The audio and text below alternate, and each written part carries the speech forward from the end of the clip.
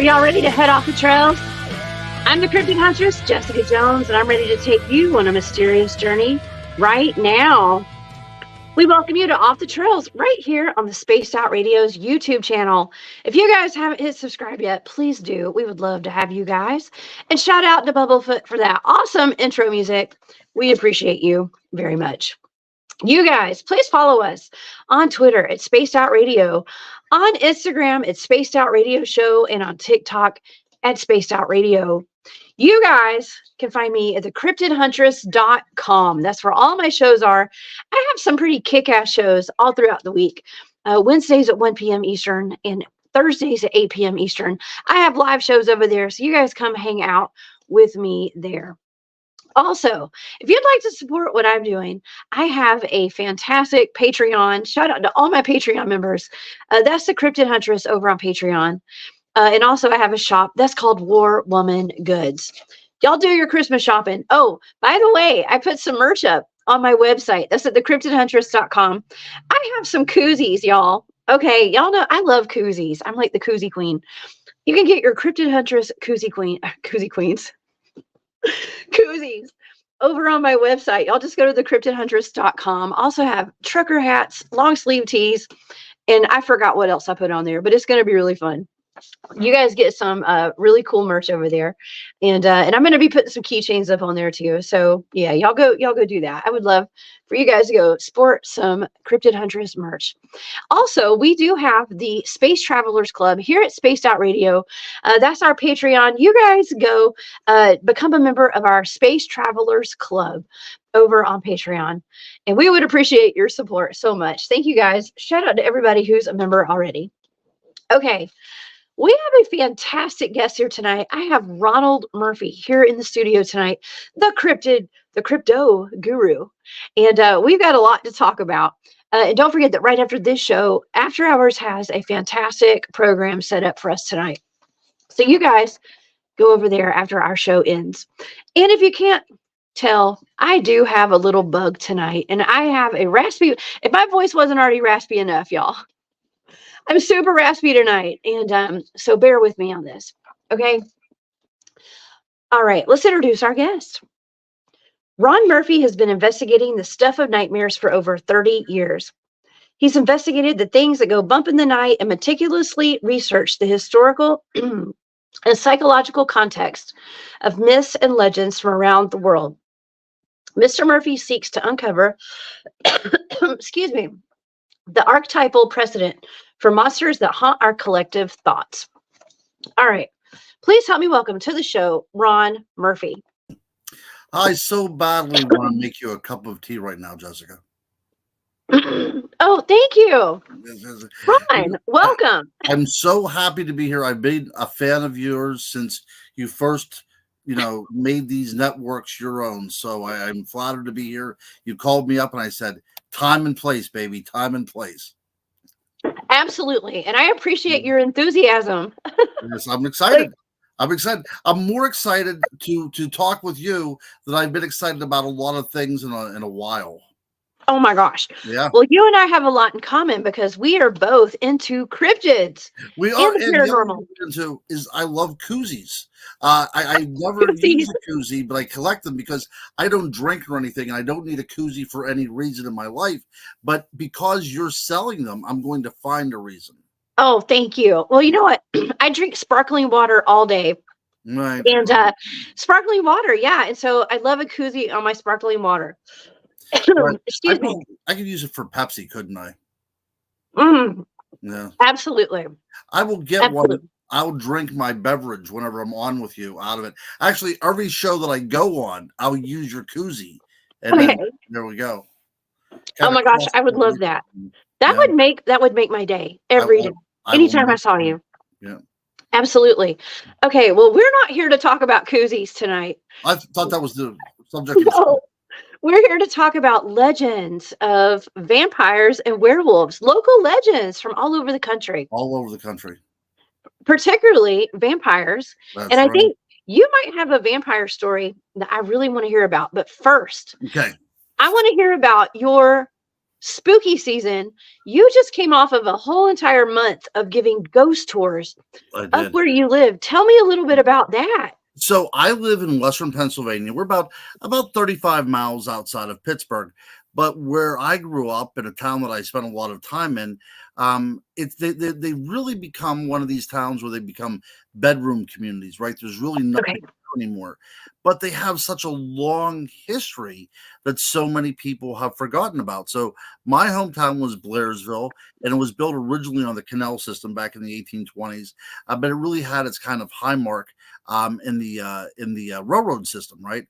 So it has all these great stories about phantom cowboys and shadow figures haunting railroad tracks, and ghosts that hover around the waters and everything there. And I thought it would be a cool way to really teach people about the past of these little small towns by bringing it to life through the stories that ghosts have to tell. And the other one that we did was in a little place called Derry that was a huge mining and railroad community, and it's a wee town, right? There's maybe I don't know 1,600 people that live there. It's a very small town, and almost 80 people showed up for us. So it was a great turnout on a very, very cold evening, and it's something that I like to do, for historical societies, because they're trying so much to get the word out about their towns and the great history that they have, and preservation and everything. So I thought I would give a little bit back by doing these kind of tours. So I had a great time. And the one thing that I did as well too is I was in a place called Lynch, Kentucky, where I actually was part of a ghost tour, and I portrayed somebody from the past, and I got to play a ghost. So Did you dress up like a ghost? well, no, because the Historical Society down there did a very good job by having everybody just regularly appearing as a figure from the past. So it was kind of like cosplaying. But I do enjoy to do historical reenactments, and I do that every chance that I get. And I was flattered they asked me to do that down in Kentucky, because I've never got a chance to do it out of state before. Oh, that's amazing. I mean, I love the historical aspect to any kind of a paranormal investigating that my teams do, right? Because we have to know the history of the areas that we are investigating. That's right. Because That's yeah, my mantra as well too. You can't go in there without knowing what preceded you, right? I mean, none of this stuff exists in a vacuum. The reason why we're going there to investigate is something from the past is trying to manifest itself, and something from the past has a story to tell. And so many people overlook that because they want to see lights going off and hear voices and pretend it's a demon, right? That's what everybody wants nowadays. yeah, But ghost hunting is more of it's more archaeology than it is bumps in the night. yeah. I can totally agree with that. And a lot of even the Bigfooting that we do, and honestly, my team, when we go out and look for Bigfoot, we find those areas because of local legends and lore. Yeah. Okay.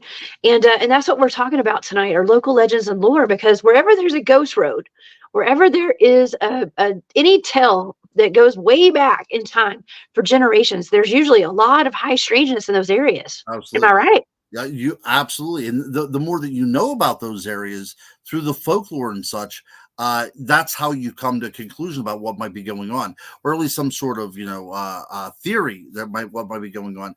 I'm going to pitch a show for you, okay? If any networks are out there listening, I'm sure they all are. I think that you and I should be in a show called Paranormal Archaeologist. I would buy that. I would watch it anytime. Oh my God, I'm totally down. I'm in. Yeah. Yeah. The cryptid hunters Bring and us the on. guru are going to be scouring the world to bring what is hidden to light. All right, sounds perfect. I'm down. Totally. Okay. Right. Yeah. And before we went live tonight, we were talking about Indian burial mounds, and Yes. that's something that I'm really into right now. Indian burial mounds, the giants. Yeah, you and I, we could talk for days. We could talk for days. Yeah. We could totally talk for days. No. No, you can't talk for days. You're lucky if you're going to get to the next 45 minutes. Don't make me laugh, because I can't hardly talk tonight. It's because I've been talking so much this week. I've done so many shows. Yeah, that's right. Yeah. But I get worn out. it's rather seductive. So anybody that's listening to this on headphones, I'm sure is getting a bit of a thrill out of this. Super raspy, super raspy. I know. And all the coughing. I'm going to try to hit the mute button. I promise if I have to cough, you guys. I'm so sorry. It's just one of those things. But anyways, okay. So your ghost tours were awesome. I actually took a ghost tour a while back at a battlefield here in Georgia. We had some weird stuff happen as we were leaving. Some cannons were firing in the battlefield that nobody heard but me and my son. And see, that's what I tell everybody as well too. Ghost hunting is very subjective. Some people can get something out of it, and other people can't. That's right. Not everybody experiences the things that we experience for whatever reason. Exactly. It's that frequency, right? The frequency, the vibration, the energy of it. That's right. Yeah. And how open you are as well to it as well. If you go in there skeptical, I mean, some things could happen, but for the most part, you have to be willing to allow some sort of, revelation into this. That's right. That's right. Well, hey, I want to hear your revelations about this Kentucky vampire that we've been talking about. Yes, okay. This is awesome. A local legend, because I know a few vampires out of Kentucky. Okay. Vampire legends. I don't know them personally. Okay. Yeah. Well, but so Kentucky is steeped in vampire lore. Now, a lot of it is more local. A lot of it is more, more modern, where people take on the identity of a vampire to do heinous things, right? So the story that I'm going to tell you is a story that harkens back to probably the 1915s, 1920s, somewhere around there. The early part of the 20th century. A place called Lynch, Kentucky was the largest coal field in the world, right? People came from all over the world to work there because the money was good and there was good steady work. And they were getting a lot of immigrants over, of course. I think there was something like 30 some different countries had workers that went there. So one of the tells is that somebody from Romania came over, and his name was Rupp. Okay. He arrived through the train, came right whenever the coal boom was catching on. And he was a very tall, he had this long hair and a scraggly beard, and he really, deep accent, and nobody knew his last name. One of those kind of mysterious characters. So the people of Lynch, Kentucky were very happy whenever he decided that he was going to make his cabin up in the woods in the mountains away from everybody, right? So he was gone, good riddance to him. But then what happens is animals started showing up mutilated, right? And the only thing that was left was their head and hindquarters. And they were seemingly drained of all blood, right? And then after the animals start becoming mutilated, people start showing up missing. And one person that showed up missing was a very popular traveling salesman. And they found him very close to the vicinity of Rupp's cabin. And he too, my dear, was drained of blood. Okay. So as it goes, a couple of the mountain boys in the town, they were kind of double dog dared to go do some investigation, see what might be going up there at Rupp's cabin. So they headed out of Lynch in the middle of the night, and they made their ways into the hills and hollows, and they finally came upon Rupp's cabin. And they snuck up to the window, they put their hands up against the grimy glass, and guess what they saw inside of there? What? Rupp at his dining room table, eating raw flesh with the blood pouring out of his mouth and dripping down his chin, staining it red. So they got out of there as quickly as possible, ran the whole way back to Lynch. It was like 15 miles away. And they get there, the townspeople see that they're traumatized, so they take them to the sheriff. And you know what the sheriff does, Jess? I don't know. What does he do? Because there's no law against eating raw meat. Basically, they thought the kids were lying, right? Well, what kind of meat was it? Did they ever determine like exactly what that meat was? No, but I'm going to go a little bit deeper in the story. We might be able. I mean, because I like my steak medium rare. So I'm just saying. I like to see a little bit of blood. You know what I'm talking about? Me too. I got to move a little bit. That's right. Maybe you are a vampire, but so I will give you the. So I will give you what happened next. Okay. The sheriff says you can do nothing because legal to eat raw flesh. Okay. So what happens is people still end up missing. Beef tartare. What? That's right. That's right. Human tartare. Human tartare. People are still going missing, and animals are still being found mutilated. So a couple of the good old boys in town said, "You know what? This is the end. We're going to form ourselves some mountain justice here." And they got pitchforks and torches in hand and guns in hand, and they go up there to Rupp's cabin. They kick in the door, and guess what they find inside? What? Human body parts strewn all across the floor. Oh, Coagulated blood on the dining room table and the countertops, and by the fireplace, a stack of human limbs, but no Rupp. Rupp's not there. So they burned the cabin down, fearing it is possessed by some sort of evil entity, but still no Rupp. So they started a manhunt, went on for about a week, and for some reason they can't find this over 6 foot tall foreign guy with a heavy accent anywhere. So they never find him again. That's it. He goes completely, AWOL. Nobody can find him. However, it's still said to this very day, if you go up to Black Mountain in Virginia, people still go missing, and animals are still found mutilated because the vampire Rupp might still be prowling the areas where the old coal fields existed. Ooh. Yeah, I like that story. So the reason I like that story for a couple reasons is he comes from Romania. So you have that link already with the vampire legends and such, right? And there's also in Pennsylvania, up near Erie, Pennsylvania, there's something up there called the Vampire's Mausoleum. That's a crypt. And as the story goes, somebody came over from Romania, and he had consumption and he died. But people around Erie started to be found on the outskirts of town with their blood drained, dead, right? So one of the groundskeepers at the cemetery began to see a black figure leaving the mausoleum and returning right before daylight. So he thought this might be the person that's responsible for all these heinous murders around town. And as the story goes, he chained the mausoleum up and set it on fire, and no more killings went on, right? But, this was in the late 1800s, and by the 1920s, 1930s, people are starting to not believe this story much anymore. So a group of kids, probably high school kids, they got together and they said, we got to get to the bottom of this and see what's inside that mausoleum. And one of the boys said, I will do it, right? We always have to have this one brave kid. And after his parents went to sleep, he snuck on out of his house with a shovel. And no story ever ends up well whenever a teenage boy leaves the house after midnight with a shovel in his hand. But he goes over to the crypt, and he takes the shovel, he breaks the chain, sneaks on in, and there in the middle of the crypt is the lifeless body of this gentleman who they think is a vampire, and there's no decay on him whatsoever, right? And he has to prove that he was there because his friends are not going to believe it.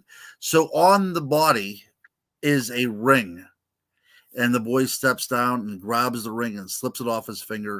And he said, now I will show my friends that I was inside this crypt. Goes back home, goes to sleep. Early the next morning, there's a knock at the door. The mother answers, and it's his friends, eager to find out what happened to little Johnny the night before.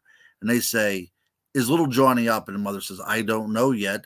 Let me go see. So she goes up to his room, opens his bedroom door, and there in bed is little Johnny, lying dead, his face in a horrible scowl, and his ring finger is missing because what was ever there inside his room took that ring back and removed his finger as well. Oh, that's horrible. That's horrible. That was a cursed ring. It's cursed. It's a cursed ring, or the owner just simply wanted it back. It wanted it back. That's right. That's right. He wanted it back. So you can see these. So we'll make some connections here. Again, this might be xenophobia, right?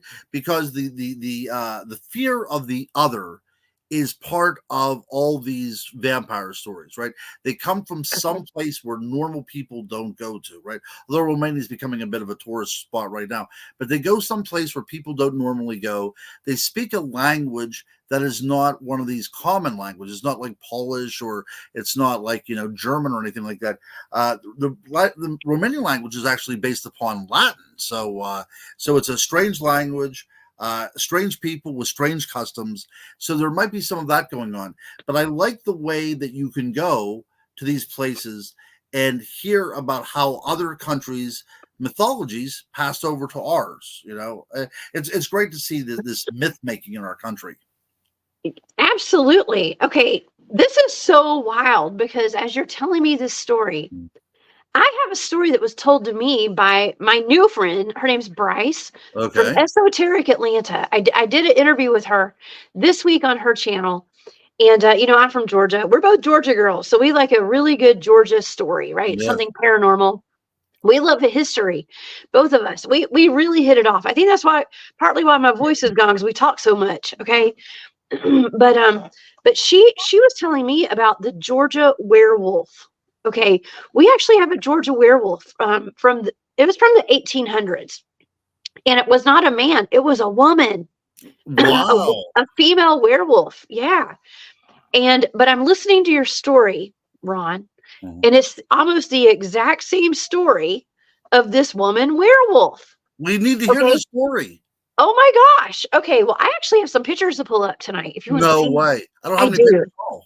Okay, I should have talked to you before the show. We could have gotten some pictures of here. Thank you, the girl and her gong. Yes, Bryce is awesome. Thank you. That was it was one of my favorite interviews I've done in a very long time. So thank you. Okay, so we're going to pull up a couple of pictures because there was a woman named, they called her Emmy, and her real name was Emily Isabella Burt here in Georgia.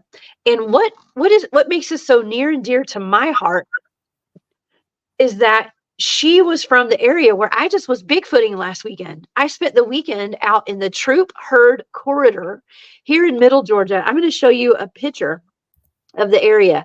So this is around Herd County. This is around the area that I believe that's Herd County. And these are the counties right there. This is kind of the corridor right here with the counties right here. All right. People not from Georgia, you guys won't, I know y'all probably don't even care, but I'm just saying that's kind of the amount of counties. This is where that woman was from. Let me pull that back up.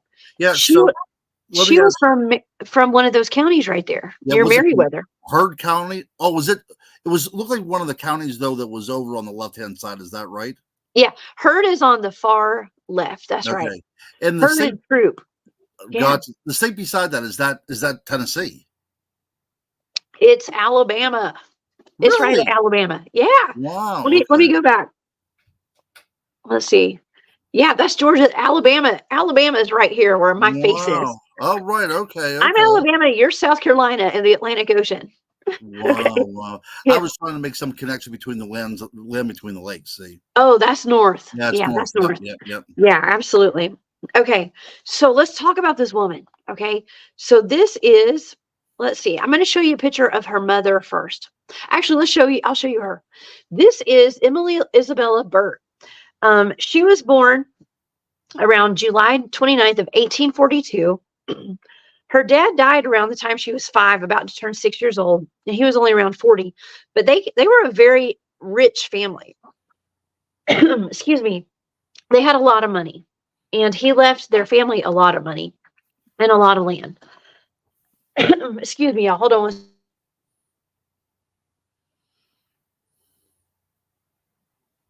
All right, I'm back. Okay, so the mother, her name was Mildred. She kind of took over as soon as Emmy's dad died. Took over the farm, the plantation. Some stories say that she sent all the kids to Europe for school, for boarding school. Other stories say that she actually was like a high society kind of lady, and it didn't say the kids went overseas. But her daughter Emmy, this woman right here, she was an introvert. She was into reading books about the supernatural and the paranormal. She had a very strange appearance. She had an underbite, okay? And her teeth were really sharp and messed up. Her teeth were like broken and sharp. She never smiled. She was an insomniac. She never slept. And let's see. Excuse me, one more time. Woo, if I ever needed a cough drop, y'all, I tell you what. Okay, but she would sleep at night. I'm not sleep at night. She would stay awake all night. And her sister was an extrovert. Okay, and she was kind of like engaged to like the wealthy plantation owner's son from down the way. And the plantation owner's son, the wealthy guy, came over and he was telling the family about their sheep getting slaughtered, and they weren't being eaten. All the blood was being drained from their bodies. Okay, so that was similar to that story that you just told. The blood was drained from their bodies. They were not eaten. Okay, but so Emmy was like super interested in the story. She wanted to hear more, but like her sister, who was an extrovert, didn't want to talk about it because she thought it was gross. Well, the attacks kept growing and more sheep started going missing. And I think the mother was she kind of assumed, or was very she was suspicious that her daughter was going out there and killing those animals at night. Okay. And so they got a hunting party for whatever this creature was that was going out there and killing all these animals.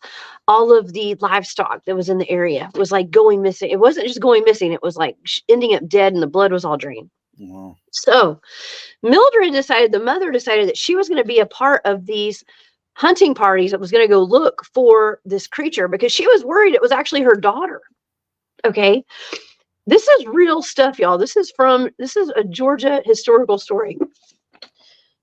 So the story goes that she went out with that hunting party one night and they didn't find anything. There was no action that night. So she decided she was walking home and like the boyfriend of her daughter said, "Hey, I'll walk you home." She goes, "No, I'm a good shot." She had a gun. She's like, "I'm a good shot. I'll shoot anything if it gets in my way." And as she's walking home, she heard a noise. Excuse me. She heard a noise. The bushes started moving around her. A creature lunges at her from the bushes. She shoots it, and the thing scampers off. She's scared to death, runs home, and as she gets home, she finds her daughter, Emmy, on the front porch, cowering, and her hand is blown off. Her hand had been completely mangled. That's awesome. Okay. Yeah. Allegedly, this is supposed to be a true story. Okay.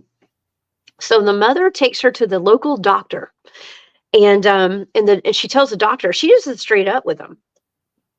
She says, excuse me, she says, "Hey, something jumped out at me.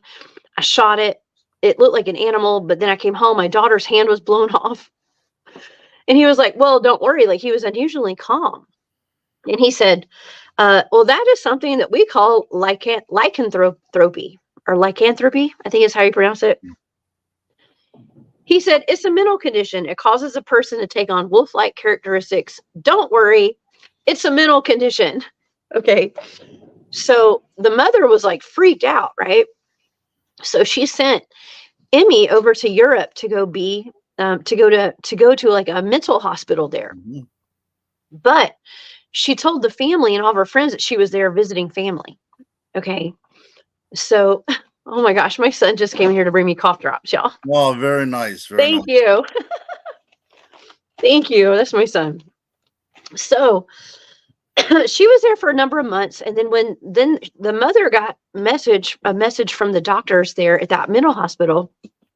And the doctor said, "Hey, she's ready to come home. She's completely cured." And so the mother brought her home secretly.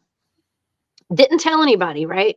Because the rumors had already spread throughout that town that they thought maybe that Emmy was the one that was the werewolf. Okay. Or like, I'm not going to say werewolf. She was the one that was like killing all these animals. Gotcha. So she came home. The mother hid her away. She kept an eye on her. Eventually, animals started being slaughtered again.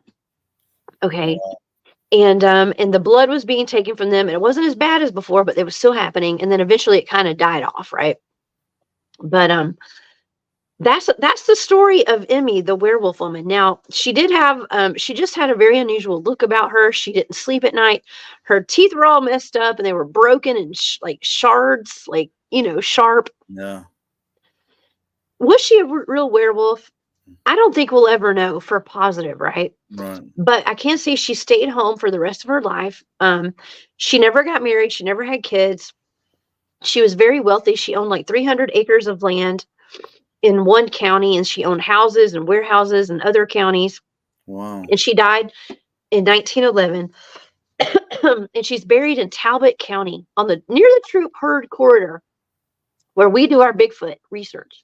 Wow. Wow. Yes. And interestingly enough, that was the last name of Lon Chaney in The Wolfman, was Larry Talbot. No way. Yeah, true story.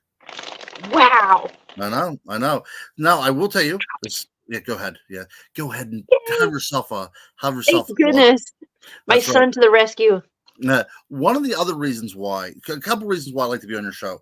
Number one, ultimately, is I like to be talking with you. But the number two thing is your followers are some of the best out there, correct? Without a doubt, Spaced Out Radio followers are the best in the business. And this gentleman right here named John Fortman has a very interesting thing to say. The hand thing is a staple in werewolf lore. It's the oldest recorded werewolf story going back into ancient Rome, and that is very, very true. So what we see in a lot of these stories is somebody confronts usually a loved one, a husband, a wife. Sometimes it's military related, so it's somebody that's in a particular regiment with somebody, and there's a battle or a sword fight or a shot, and that person is wounded by somebody that they love, right? So what we have within this story is definitely within the lineage of werewolf lore, right? So whether that's true or not, it makes for a hell of a story, right? That's the whole thing too. That's what paranormal archaeologists do ultimately, right? Is that we sift through all the sand and everything like that to try to get to the truth. And I think what we find here is somebody that may have been a little bit off-putting physically for whatever reason, or they were eccentric, or they were, whatever the case may be, whatever set them apart, whatever ostracized them from the community, they were made into a monster by attaching all these other tropes to them. That's at least my opinion whenever I come to this kind of stuff, but I could be wrong. The other thing that I wanted to point out too is there are some telltale signs if you think you might be a werewolf. One of them is if you have hair on the palms of your feet or on the palms of your hands. Yeah. Oh my gosh. If you have a unibrow, you could be. Yep, it could be one of those as well too. If you are a redhead, if you're a ginger, both for werewolves and vampires, good possibility. It just goes and giants. You're cursed. That's right. And giants. That's right. It says you're cursed. So, and there are different ways that you can become a werewolf too. The oldest ones you didn't have to be bit, right? I mean, it's usually making some sort of deal with a devil, or you're cursed by a witch, or if you drink out of a wolf's paw under a full moon, that will also get you to be a one of them. They're werewolves. How do you drink out of a wolf's paw? That's a good rain. You know what I'm saying? A footprint right there, filled up with rain. I'm a little bit thirsty. The moon's out. Gulp, gulp, gulp. It's funny. Oh my gosh. That's right. If you're an unbaptized child, you might grow up to be one of them. They're werewolf creatures. So there's a lot of things that could get you there. But a lot of the things had to deal with religion, baptism, being cursed, deal with the devil, things like that. But vampires and werewolves intrigue me so much because of all of the monsters that we search for. And all the things that go bump in the night, these are by far the most human because, in essence, they are humans that have transformed into something that they really had no control over. Okay, that's a great point. And John has some great comments. John, you've been in my guy, yeah. John, I need to get you on my show. Okay, yeah. You need to hit me up sometime, and I'm going to bring you on because you have he's been in my chats the past week. You've had the best comments. Oh my gosh. And it's so true. Now, that's something that I questioned about Emmy, right? So what I was told, and according to my new friend Bryce over at Esoteric Atlanta, she said that Emmy looked like her dad. She had bushy eyebrows, exactly what you said. There you go. Bushy eyebrows and a lot of hair. Oh my! And she was okay. This is kind of hard to say. She wasn't pretty. No, she was a handsome woman. She was.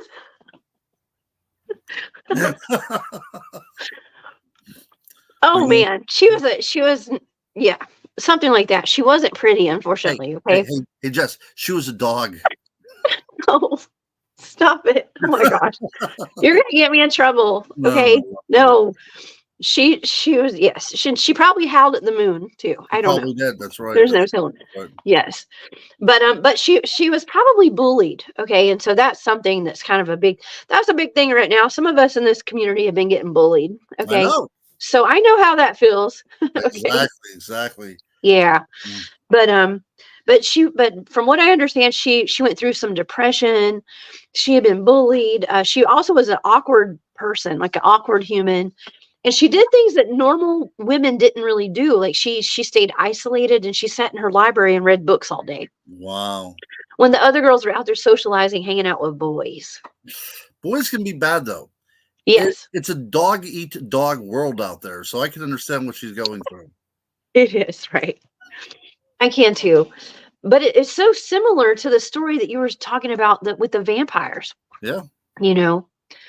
It makes you wonder, are these real stories? Are they all kind of made up and like, or it's like the same outline? It's like, it's the, what do you call it? It's like a default kind of, story. So like insert name here. You know what I mean? In literature, they would call it a trope, right? It's something, it's like something that they just kind of highlight, click, and insert it right into their story, right? But obviously all of these stories is based upon some reality, right? So the character within these stories is somebody that actually existed. And as you said, why then does this trope get attached to their lives? And I think that you made a great argument to the reason why these people are different. And whenever people are different, we don't necessarily want to explain why they're different. We want to attack those differences, right? And I think time, through time, people start evolving these stories, and in a game of telephone, they become something that they actually were not. Yeah, exactly. Oh my gosh, Long Island Bigfoot. Thank you for that super sticker. That is very sweet of you. Yes. Yeah. People do want to attack other people for not being, not following the norm, for not looking like everybody else, for not getting in line and, doing what they're told and stuff like that. That's why, what that reminds me of, as a matter of fact. Oh, and I want to thank the girl in her gong. Thank you so much for your support. That is so sweet of you. I appreciate you. We appreciate all of you guys here at Spaced Out Radio for those super stickers. Okay. Does she actually have a gong? Do we know anything about? She has a gong. Yes. Wow. She has a gong. I would like to party with her sometime. You know what? We should bring her on so I could do like the gong show whenever my guests are just out of control. How about that? I'm going to start doing that. The girl in her gong, I'm bringing you on. Okay, we're going to put you under contract over here. That's funny. I love it. Okay, so not going with the norms, right? That reminds me of another legend of the Troop Herd Corridor, the area that my team researches. Okay, I was just out there last weekend doing Bigfoot field research, Ron. Okay. I was down there, and one of the most famous fortune tellers out of the South, her name was Mahaley Lancaster. That's a good fortune telling name. It is. Well, she's followed me around my entire life. Is that her right there? That is her. Wow. Absolutely. She was actually the first woman lawyer in Georgia. That's impressive. The first woman attorney. Okay. And she's still alive. Oh Lord, no. She passed away in 1955. Well, I thought you said you were with her. She's followed me around my entire life. Okay, I see. I'm sorry. Okay, you're talking about. She has supernaturally. Okay, we're on the same page now. Okay, great. Oh yeah, you know there's a good story behind this one. Oh, there's gonna be a good story. Absolutely. Okay, thank you, girl, and her gong again. Okay, so Mahaley, I have stories about. She was a very famous fortune teller, and people would come. She was very eccentric. She was not only super, she was smart, very educated, high society kind of woman, but she was an oracle. They called her the Oracle of the Ages. Okay. Wow. And for people who have followed me for a long time, from the very beginning, and by long time I mean like the past year and a half, 2 years, since I've been public, my YouTube channel used to be the Oracle of the South. Okay, and I got my inspiration from Mahaley Lancaster, who was the Oracle of the Ages. Okay, Wow. and she made a fortune telling fortunes. Literally, she had a glass eye that she kept in a tobacco sack in her pocket. This was her in her older days. Wow. She was featured on TV shows and movies. June Carter Cash played her in what was that? Murder in Coweta County. Okay, that's in the True Hurt Quarter. A lot of weird stuff went on down there. Okay, but this woman, okay, the correlation that I'm making here is Mahaley Lancaster. When I was in high school, something that people would do for fun would be to drive out to Coweta County or Heard County and go to her grave and desecrate it on the weekends. Okay, they would urinate on it. They would do horrible things. They would drive around the cemetery several times, and then their cars would break down. Okay, like misfortune would come to people. And so it made me upset because this woman was called a witch. Now I knew her story, and like people in high school only knew of her being a witch. So they were justified in going out there to hurt her, right? In their minds. So what did I do? I was in mass media. I made a broadcast. I made a video that broadcasted all over the school, me and my friends in my class. And we drove out to her grave one day with my grandmother of all people. Okay. And we filmed and we told her story. Okay. In hopes that would teach people that it's not okay to go desecrate this poor woman's grave. Okay. Which is the same story kind of about this poor woman, this Emmy lady. Her grave is the same. People go out there and desecrate her grave just like they did Mahaley Lancaster's grave. Wow. Okay. And it's just a sign because they see her as a werewolf, you know, and we have Mahaley Lancaster as a witch. And these are two very similar stories, but one's a witch and one's a werewolf. Right. Okay. And it just seems very historical. It seems very, it's almost cookie cutter kind of information here because this happens all over the country. Right. Now, do you know what religions they were by chance? This the birth tombstone there looked rather interesting. Do you happen to know what the religions were? From what I understand, I would say Christian, both of them. Yeah, but you don't know if they were like Catholic or anything like that, because I do know that some places are predominantly Protestant. Whenever you throw Catholicism in there, they often see that as superstitious, and to kind of really drive the nail home, they will cast these people as evil incarnate. Well, I know that Mahaley Lancaster went to church every Sunday, and she was well known in her church. She also had all her dogs. Okay, like she was so eccentric. Her dogs would follow her. She'd walk to church. All her dogs would follow her and walk in. I think they'd go inside the church and sit by the pew with her. Wow. At church. Wow. Yeah, on Sundays. Her and her sister Sally. Yeah. Wow. That interesting. Yeah, it was Baptist. I think it was Baptist, by the way. Yeah, that's. I think that's acceptable. Especially I think she's buried at Caney Branch Baptist Church, I do believe. All right, well that explains. I think it's a Baptist church. Yeah, that does explain a lot for my theory, but yeah. What I was going to say is, do you still have that video? A couple people on here want to see it. I would like to see that as well too. Sometime you should play that because I would like to see. That would be awesome. You're muted. Sorry. I had to cough, y'all. I'm sorry. That's okay. Okay, so I have that tape. It's on a tape, okay, because I graduated from high school in the 1990s. Okay, don't tell anybody. Oh, All right? stupid And it's and it's on VHS tape. So if I can figure out how to convert it onto something other, like I'll air it. I'd love to see it myself. Heck yeah, man! I bet you could take that to Walmart and they would take care of that. Walmart, of course, Walmart of all Walmart will do places, right? anything.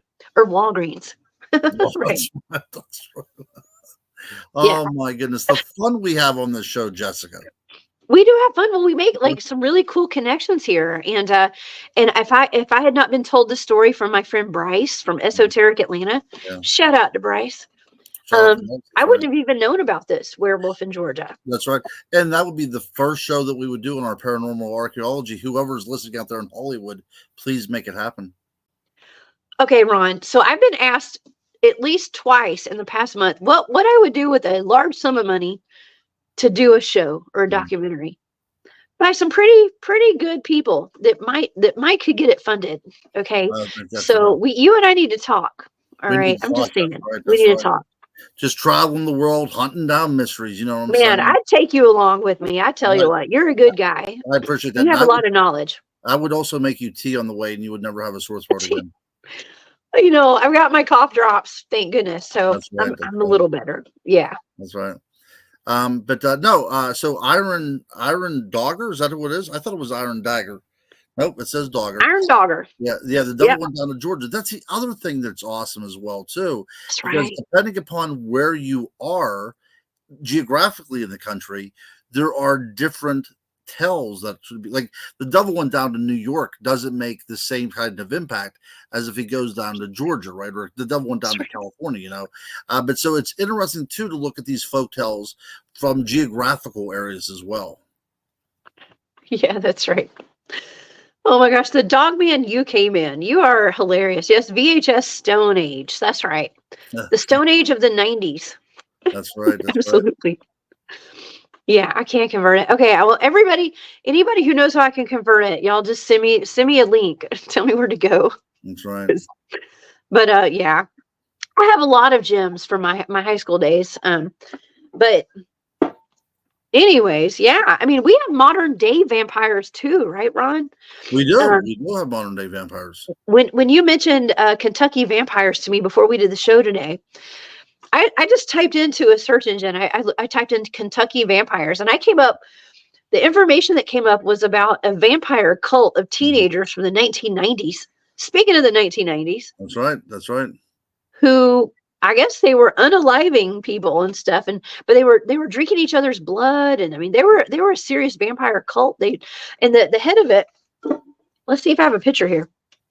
Let's see. The head of it was this fella right here. Let's see if it'll come up on the screen. Let's see. Nope. Here we go. Yeah, this guy. He said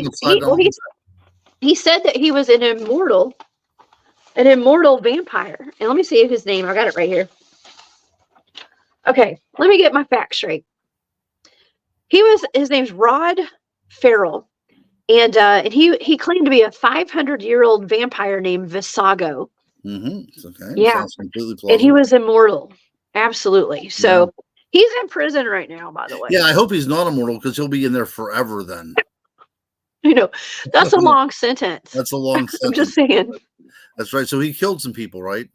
He did. He killed a couple people right here. Yeah. Some parents of one of his friends. Yeah. Yeah, that's not for the best. Right? So yeah. And somebody, again, your audience is the best in the world. Somebody had mentioned earlier about this satanic panic that was going on. Do you remember that as well too? I do. Yes. Yeah. So what was going on that nearly everything that was happening that was criminally motivated for some reason was part of the satanic panic. The music that you listened to, what you watched on TV, what you read in books, right? So a lot of young people who wouldn't naturally follow this kind of stuff now became what people were fearing. They're usually people that were ostracized or picked on. We were talking about the people that were being bullied, and these were the people that were being bullied, and now they would take on the mantle of Satanism and cults, because there they could find some sort of identity that didn't make them the low man on the totem pole, right? So a lot of times they were going around doing things in the name of the devil or vampires or anything like that. And I think that's a lot that was going on. But right now, you still see crimes that are committed in the name of not only Satan, but also in the name of them being vampires or what have you. Slender Man. It still goes on, right. But like I said, you could go right now to New Orleans, New York City, Tokyo, and you could go to a vampire club right now. Salem, Massachusetts. Whenever I was there over the summertime, they have a lot of vampire things up there as well too. It's really kind of cool. There's a lot of people that identify as vampires, so there are. Yeah, so there's vampires, there's cannibals, there's all sorts of blood drinkers and blood suckers and stuff. Yeah. Right. And that's been going on since the beginning of time, right? Because as we talked about before, we do not want to admit that human beings are capable of inhuman acts. So to help us feel better, we will say that is no ordinary human. They are possessed. They are caught up in something to make them more heinous than they actually are, right? So we take that human being and we throw a mask on them, whether it be a vampire or whether it be, a witch or a werewolf or whatever, because that makes us feel better about ourselves. But at the end of the day, it's still us doing these crimes, and they're just calling themselves these beasts. Yeah. Or as my friend Bryce and I were talking about, we've actually been accused of being witches. Okay. Right. And that's something that people will resort to calling someone who they don't like. That's okay. Right. So that other people will gang up on them and attack, because, that's a witch. Just like with the Salem witch trials, right? That's right. There's something very scary about a woman that has power in a patriarchal society, especially in a puritanical society, right? So that is really the basis of witches, right? And I just wrote a book a couple years ago too on witches as well. So if anybody wants to check that out, Amazon.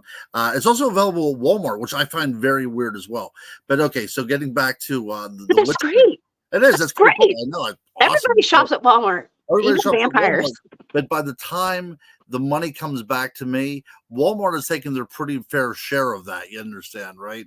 So my vampire book and my witch book are both available at Walmart. That's amazing. Yeah. But I wrote about witches, and that was the thing, is that women, even in the biblical times, right? One of the reasons why it says suffer no witch to live, right? That's one of the things in Leviticus or Deuteronomy, or one of those things that really like to kill people. I know, I saw that too. I'm laughing too. And I'm not pulling out that joke, Derek. I saw that. I know, but we saw it. That's right. It's a little, I actually was laughing as well too.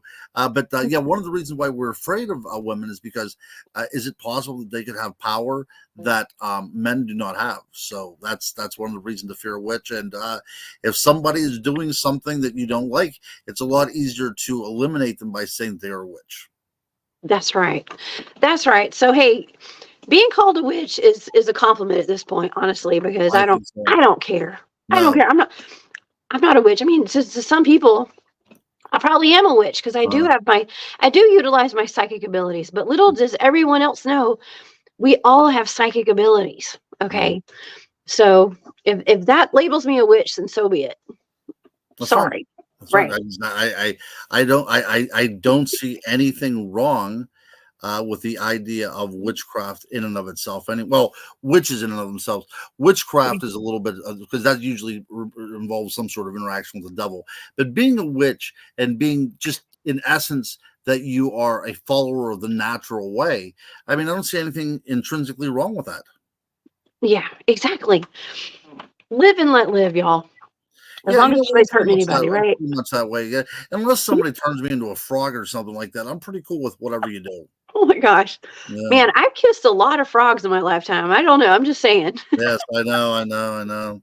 Yeah, but Bad joke, I know. oh, that's good. We got some good jokes in the chat tonight, though. Yeah. I'm enjoying this. So I can't put them all up on the screen, but they're good. Yeah, they are Yes, good. absolutely. Yeah. Oh my gosh. Well, Ron, we have come to the end of the hour. No way. That's impossible. It went by so fast. We have so much more things we could talk about tonight. Well, next time it's going to be witches all day, or giants. Witches, giants, whatever. We'll cover something, but please come back. Will you promise me you'll come back? Whenever you are ready, pick up the phone. I'm always home. Okay. Do whatever. Call me, like Blondie used to say. Okay. Yeah. Okay, perfect. Oh my gosh, Cryptoville. What's up, Cryptoville? Okay, Ron, tell everybody, you've already said where they can find your books. Can people get in touch with you anyways? Do you have a YouTube channel, a website? What you got? I'm not very good at self-promotion, nor do I have any of those technological things that people can usually get. So you can write to me on the email, right? So it's Ronald L. Murphy Jr. at yahoo.com, right? You could go to the Facebook thing that all the kids are using nowadays and look up Ronald Murphy, and you can find me there as well too. You can get my books in such places as Amazon, where everything can be bought on Amazon, and even in Walmart for some books as well too. And you can also email me or message me on Facebook, and I can even send you out something and autograph it for you if anybody wants Ron Murphy's autograph. And that's about it. Yeah, that's about it. Oh, and Derek has been posting this the entire show. You used to have a podcast with our friend Sir Brian Bowden. I did. You did. So you guys go, everybody, he's got a link there if you guys want to go and see that too. Brian is a friend of the show as well. That's right. All right. The thing is, I don't think people understand how difficult a weekly podcast is. It requires so much work. I've got a lot of, like, I've got 5 kids, 2 of them are adults, and they're harder than the ones that aren't adults. And it's just one of those things where I didn't have the time to do a good quality show. Yes. Hey, you know what? We had a great time. This has been so fun.